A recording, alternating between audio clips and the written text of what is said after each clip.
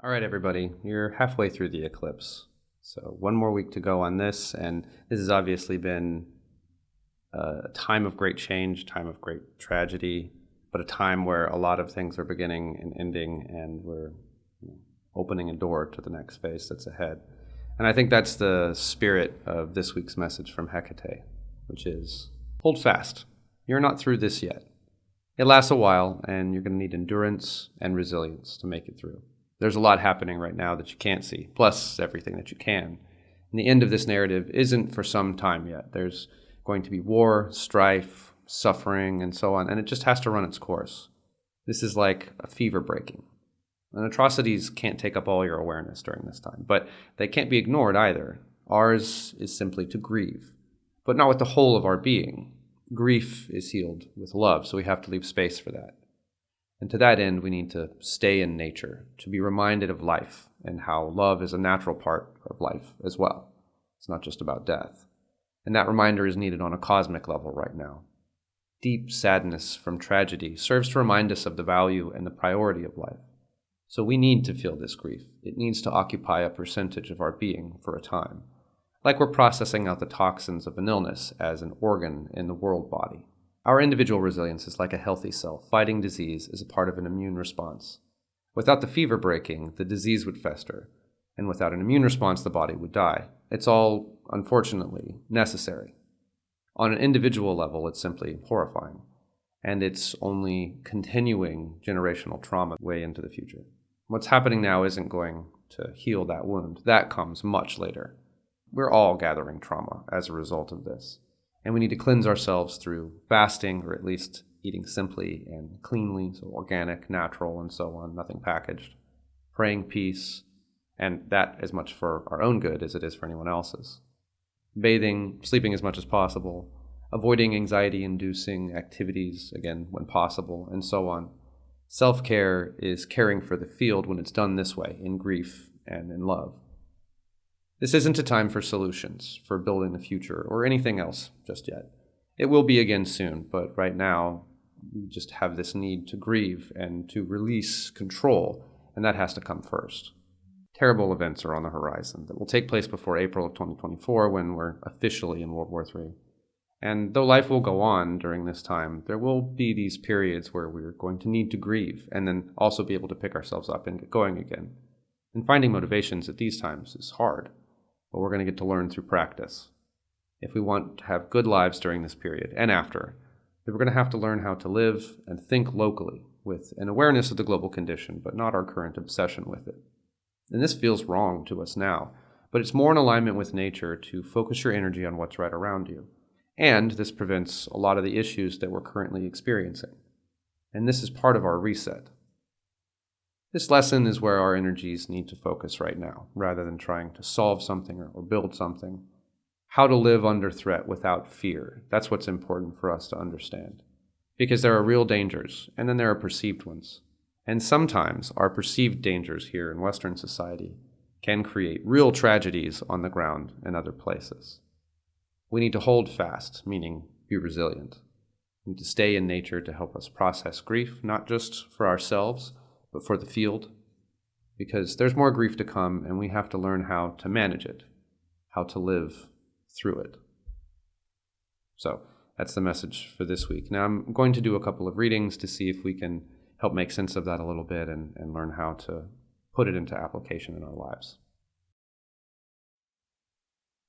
So understanding that our role that we have to play here as primarily people in the West, but more importantly, people who are not necessarily in Gaza or Ukraine or any of the places where the real atrocities and tragedies are happening right now, but we're bearing witness to them, that our job at this time, while we're observers, isn't necessarily to take action. It's not really about us. If there's something that we can do spiritually, our role here is to hold space and to grieve.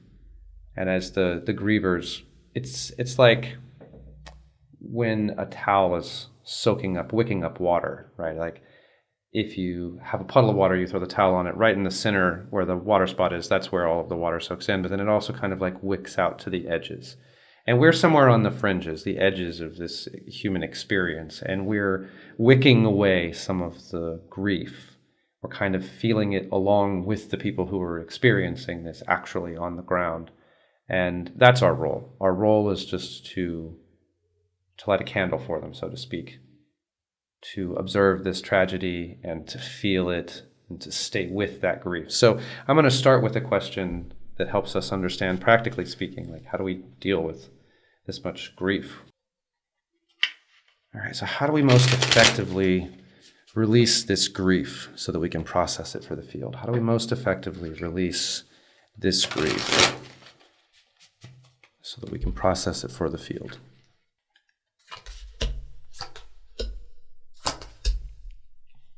Okay, interesting.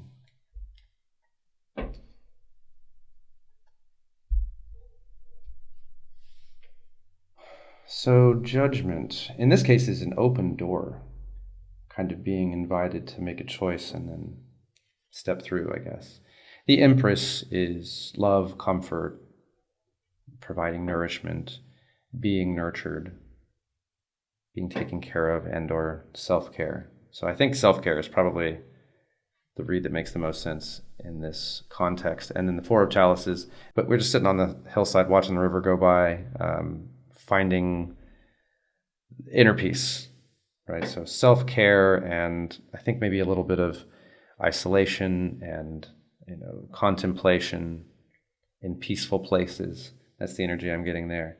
Allows us to make the choice. It's interesting that it's presented as a judgment is a call from on high. It's not just like a new opportunity or something. It's you've been given a choice. And you're kind of being held accountable to it. So in order for us to rise to the occasion and to step through, really the center of that is going to be self-care. And this keeps coming up for me. It sounds so weird, and especially at this time when everybody is feeling so many emotions that aren't really fair because they're not deserved. No one did anything to ask for this to occupy every ounce of their being. But like, how do you avoid it, right? This amazingly tragic thing has taken place. So what do we do with all of that energy? I mean, you want to take on the burden in some way. And it feels weird to say that the burden is, that you take on the burden by taking care of yourself. But I think the right way to look at it is it's more sort of medicinal. Like we can't take on that burden if we're not caring for ourselves. There are people right now who don't have any way to care for themselves. And we're sitting, half a world away watching this happen and damaging our energy by subjecting ourselves to videos that, it's one thing to know, it's a different thing to watch it again and again and again on instant repeat. And it's a different thing to just see all of the worst commentary of humanity spewed all over the internet and have to detoxify yourself from that, because you do. That's definitely toxic energy you're taking in again and again. And so I think that's the self-care that we need to focus on. It's not time to pamper yourself. It's like time to feel the grief and to take care of yourself so that you can feel that grief, because you have to be able to go through your life and not add negativity to the field. So what happens when you're in a bad way and then somebody else is in a bad way, because this is happening to everyone. It's that wicking I was describing is happening across the world to everybody, probably whether or not they're actually aware of what's happening in any kind of detail. But this is just psychic energy that's so damaging. It's affecting everyone. And if you're not taking extra care of yourself, then you're going to absorb that energy, and it's going to be overwhelming to you, and you're going to be unpleasant in some way. You're going to let that energy wick on past you. You're going to do damage to the next person and cause trauma down the line. But if we're practicing self-care in that remediative, restorative kind of sense, we're trying to keep ourselves in a way where we can absorb as much of this grief as possible from the field and then process it out like we're the liver for the field, right? We're trying to process out the toxins. But it requires being healthy and taking care of yourself and being comfortable in order to do that, or you're just going to pass it on. So inner contemplation and self-care and comfort as the basis for making this choice, but then deciding that what you're doing is intentionally contributing to it. Yeah. So it's just about existing, right? Like this was the technical question. How do we process the maximum amount of grief? Well, here, this is even better. You open the door to it, right? I think it's probably both ways because it's still the judgment card. But now that I read as I'm saying that, it's almost like, she's opening the door and this energy is enveloping her and she's taking care of herself so that she can process out as much of that trauma as possible without closing the door and turning herself off to it. So that's how we do it. We recognize that we're processing trauma and we take care of ourselves and we spend time alone in contemplation and trying not to be mean to each other and trying to just support moving forward positively whenever that presents itself. Okay. All right, and the last reading, what else do we want to know? Okay, the lesson was how to live under threat without fear. How do we live under threat without fear? I mean, let's just ask it like that. How do we live under threat without fear?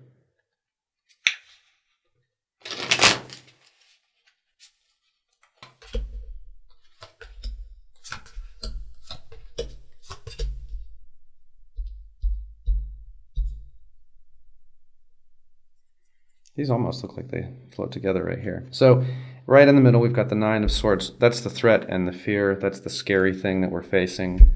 On the other side of that, we got the Four of Swords and the King of Chalices, the Four of Swords. Another four, right? Four of Swords, very connected to this card. Turning his back on the energy, meditating, finding that inner strength, inner fortitude. Kind of a mental fortitude, right? The King of Chalices, feeling everything, being in control of our emotions. Yeah, so it's like handle our emotions, feel what we need to feel, but do so in a way that we're in control of. Face our fears by, almost like turning our back on them in that meditative sense, kind of like meditating through the danger, being in control of ourselves despite the situation that we're facing. And then on the extreme ends, we've got the Wheel of Fortune and the Seven of Pentacles. The Wheel of Fortune is, things are going to do what they're going to do, and it's going to take some time. So we're just going to be experiencing this for a while, and we have to know that, and we have to be at peace with that here. We have to have the mental fortitude to endure this threat for some time and know that that's just the case. That's going to be the way it is while we feel what we need to feel, but have control of our emotions. And then we invest for the future. The Seven of Pentacles is got this person planting, right? It's planting seeds for the future.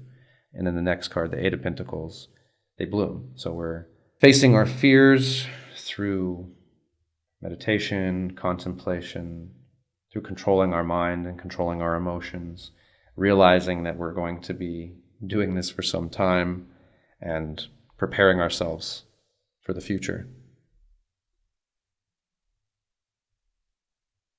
That's pretty realistic, I think. You're under threat. You're going to feel that, but it can't overcome you. So you use mental control to achieve emotional control, and recognize that the wheels are turning. The wheels of fate are turning. So we're just on this ride, and that the best and most important thing that we can do is plant those seeds for the future to make it all worthwhile. So those are the readings for this week.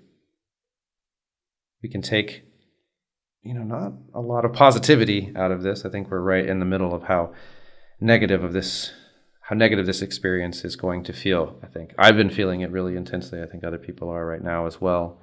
And that's just what we're doing. We're meditating through it. We're feeling that grief. We're processing it out as best we can, recognizing it's not going anywhere for a while. We're going to have to learn how to live like this, how to contribute positively to the field by not allowing it to dominate every aspect of our lives, but not putting it completely out of our minds either. This is a reality. We're living in a world where atrocities are being committed on the hour, every hour. It's important for us not to forget that, but it's important for us to be able to look forward, to plant these seeds for the future without just constantly being obsessed about violence or becoming addicted to it, because that happens as well. Facing our fears means going within. The four and this imagery of one person sitting off by themselves and kind of coming to terms with things mentally, emotionally, gathering their wits around them, taking control of themselves and control of their emotions. That's what this is about. We're learning some important lessons now about how to be mature adults in a really difficult emotional situation where life has to go on when it doesn't make any sense, and there are things happening that are scary and beyond our control and deeply harmful for everyone, certainly for the people they're happening to, but at this level of atrocity, kind of, it's just harmful for the field, for the cosmos. And it's going to take some time to balance that out. We're only going to get there if we can keep our wits about us, stay balanced, and bring balance to the field. Good luck with that, and I'll see you next week.